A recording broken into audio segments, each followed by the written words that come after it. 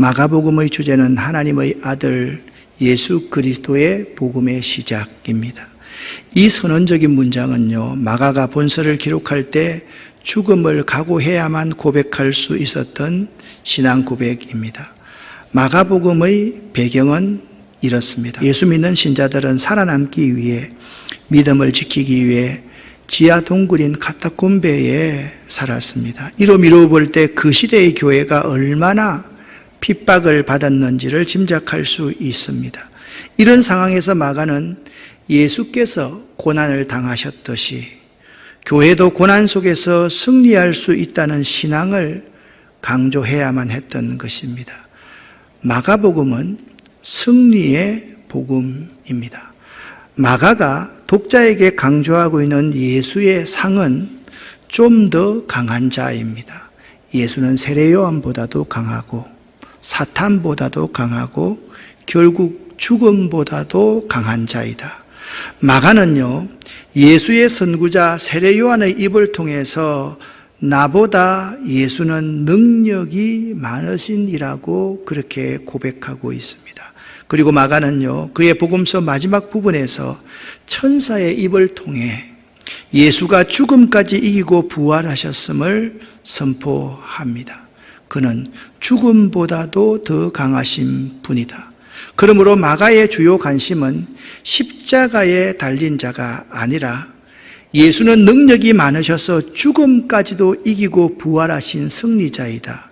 마가는 이 승리의 기쁜 소식인 예수를 핍박당하는 그 시대의 그리스도인들에게 전하는 것입니다. 핍박받는 자들의 입장에서 이 복음을 받아들이면 어떻게 이해할 수가 있겠습니까?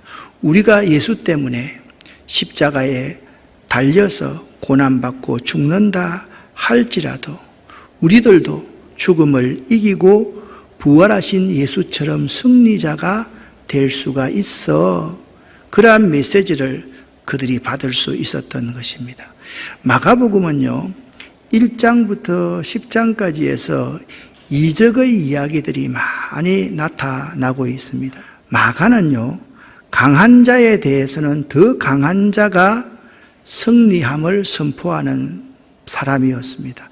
사탄도 강한 자가 맞습니다. 그렇기 때문에 사람들을 지배하며 죄와 병 그리고 죽음 등으로 사람들을 사로잡는 존재가 사탄이었습니다. 능력이 더 많으신 분이기 때문에 강한 자의 집에 들어가 그 강한 자를 결박한 후에 그 집을 털 수가 있었고 사탄에 대해서 승리할 수 있었습니다. 그리고 이 결정적 승리로 인해서 예수는 사탄의 종들인 귀신들을 소탕할 수 있게 되었습니다. 본문 4장 39절 말씀을 보면 예수는 광풍을 꾸짖으시고 잠잠하라고 명령하셨는데 이 용어는요, 귀신들을 쫓아내는 이야기와 매우 유사한 용어를 사용하고 있습니다. 그분은요, 귀신을 대할 때나 광풍을 대할 때나 별다른 차이가 없이 꾸짖고 잠잠하게 만드신 분이 예수님이었습니다. 활동의 성리적인 면은 적대자들과 다루는 논쟁 가운데서도 분명하게 드러납니다. 예수의 능력은요, 그의 삶과 그의 말씀 가운데 항상 나타나는데요, 그는 적대자들까지도 잠잠케 하실 수 있는 분이 예수님이시다. 은연중에 박해하는 로마 황제들의 배후에 사탄이 있음을 밝히고 있습니다. 그 황제는 신의 아들, 하나님의 아들이 아니라 사탄의 아들이었던 게지요. 마가는 강하게 이렇게 주장합니다.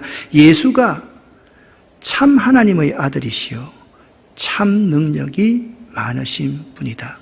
이러한 마가의 예수님에 대한 확고한 증언은 고난받고 있는 그 시대에 로마에 살고 있는 그리스도인들에게 얼마나 큰 위로와 소망이 되었을까를 한번 생각해 볼 수 있기를 바랍니다. 마가는요, 굉장히 고민거리가 하나 있었습니다. 이렇게 능력이 많으신 예수께서 왜 저렇게 무기력하게 악한 자들에 의해서 십자가에서 죽을 수밖에 없었는가? 마가복음 11장부터의 순환의 스토리의 서두에 예수께서 순환의 장소인 예루살렘에 승리자답게 입성하는 이야기를 기술한 것은 매우 의미 있는 일입니다. 순환 스토리 이전에 예수께서 순환에 대해서 구체적으로 예고하셨지만 제자들은 전혀 그 순환에 대해서 이해하지 못했음을 밝히고 있습니다.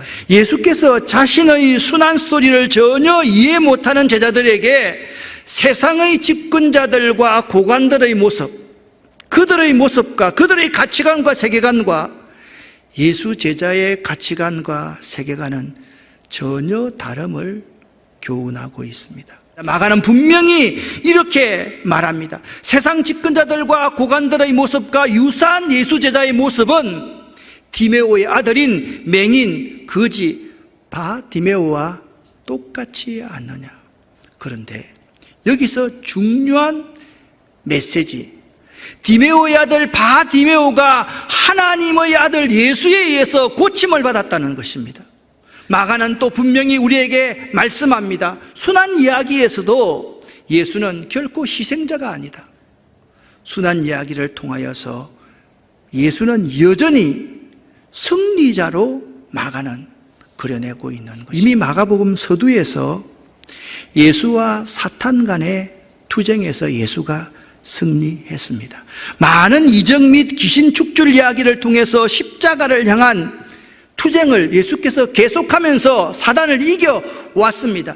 이 투쟁의 마지막 장소가 마가복음 14장의 겟세마네에서 지금 계속 벌어지고 있는 것입니다. 이 겟세마네에서는 분명히 시험의 장소였으며 여기서 예수는 악의 세력과 대결하고 있습니다. 예수께서 죽음을 앞두고 체포하기 직전에 처해 있기 때문에 사탄이 예수와의 싸움에서 유리한 고지를 점령하고 있는 것처럼 보입니다. 겟세마네 이야기의 핵심은 결코 제자들의 실패에 있는 것이 아닙니다. 오히려 시험을 이기는 예수의 기도의 능력과 시험에서 패배하는 제자들의 실패를 대조시키고 있습니다.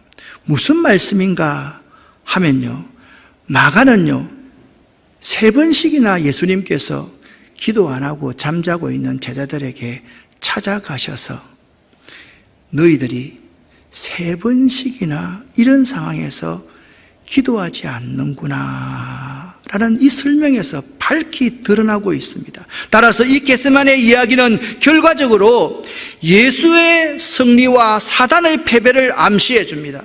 사탄이 제자들에게는 승리했으나 예수에 대해서는 승리를 거두지 못했다라는 점을 이 겟세마네의 투쟁에서 우리에게 잘 보여주고 있는 것입니다. 제자들은요 사탄의 시험에 넘어갔습니다. 왜냐하면 그들의 육신이 연약하였기 때문입니다. 그러나 예수는 그것을 이겨냈습니다. 성도 여러분, 승리의 복음, 승리의 예수를 믿어야만 합니다. 어떻게 하면 승리할 수 있습니까? 예수처럼 깨어서 기도해야 승리할 수 있습니다. 예수처럼 기도의 삶과 치열한 투쟁 가운데서 모든 일이 가능하신 하나님 편에 굳게 서면 승리할 수 있다. 이 메시지를 던지고 있는 것입니다. 예수의 승리는 그가 잔을 제거해 주십시오. 그렇게 기도하는 대신 아버지의 뜻대로 하옵소서. 아버지의 뜻을 추구한 데 예수의 승리의 비결이 있었습니다. 예수의 이 승리는 사탄의 도구가 되어서 하나님의 일을 생각하지 않고 도리어 사람의 일만 생각했던 베드로의 실패와 잘 대조되어 나타나고 있습니다. 사랑하는 여러분, 마가는요 마가복음 14장 42절 마지막 구절에서 이렇게 말씀하고 있습니다. 일어나 가자. 예수는요 로마의 황제보다 강하고 자연과 귀신들을 꾸짖으시며 축출할 수 있는 잠잠케 하신 분이 예수이심을 믿으시기를 예수 이름으로 간절히 축원합니다. 그러한 면이 한 편 있는 반면에 예수는 십자가에서 섬기는 종으로 자신을 낮추심으로 말미암아서 진정한 승리가 무엇으로부터 오는지 우리에게 잘 가르치고 계시다. 이 두 가지 사실을 잊지 마시기를 예수 이름으로 간절히 축원합니다. 기도하겠습니다.